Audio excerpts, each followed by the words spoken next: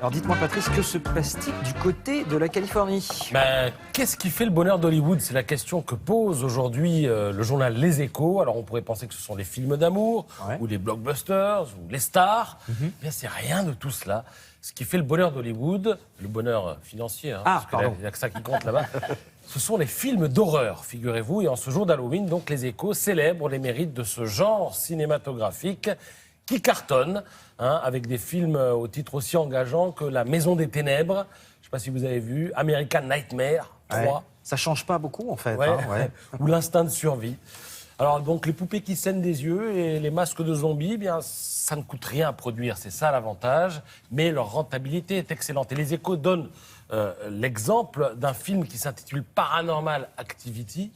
Ça a coûté, tenez-vous bien, 15 000 $ à produire. 15 000 $, oui, 15 000 $.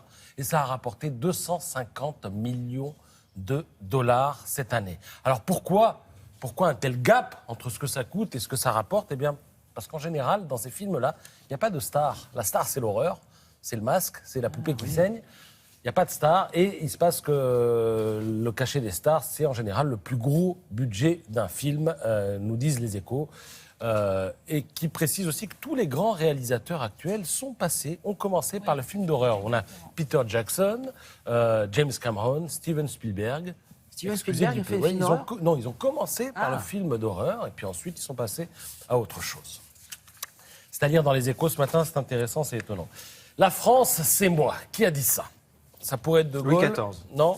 Ou Louis XIV, non. Eh bien, en l'occurrence, c'est Belmondo. C'est lui qui parle ainsi. Au moment où il sort ses mémoires, ça lui vaut la une du Point et plusieurs pages d'interview, toujours dans le Point. Alors, évidemment, il est question de la rivalité avec Delon. Il faut savoir que lors de Borsalino, Belmondo n'est pas allé à l'avant-première. Pourquoi? Parce que Delon avait remis son nom, donc il faut supposer que Belmondo l'avait enlevé. Delon avait remis son nom en premier sur l'affiche parce qu'il était producteur du film.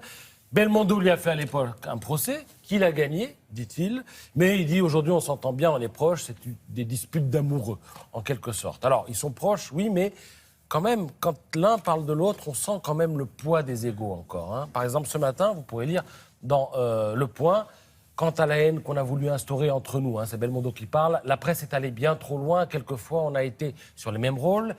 Il devait faire L'aîné des fers chauds, que j'ai finalement tourné. Il a tourné l'Éclipse avec Antonini, qu'on m'avait proposé, sous-entendu que j'ai refusé. Il a fait Monsieur Klein, auquel j'ai renoncé, sous-entendu j'en voulais pas. Enfin, vous voyez, voilà, il faut lire entre les lignes.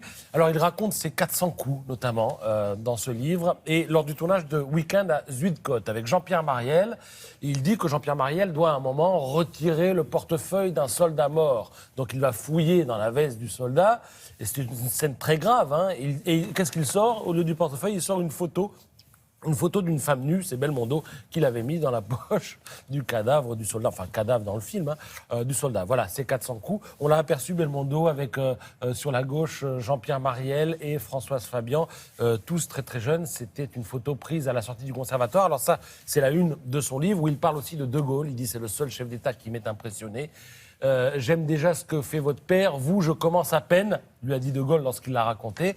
Et ensuite, il dit aussi qu'il a été reçu par Chirac, qui avait l'air, dit-il, plus intéressé par la femme qui m'accompagnait, qui était Carlos Sotomayor à l'époque.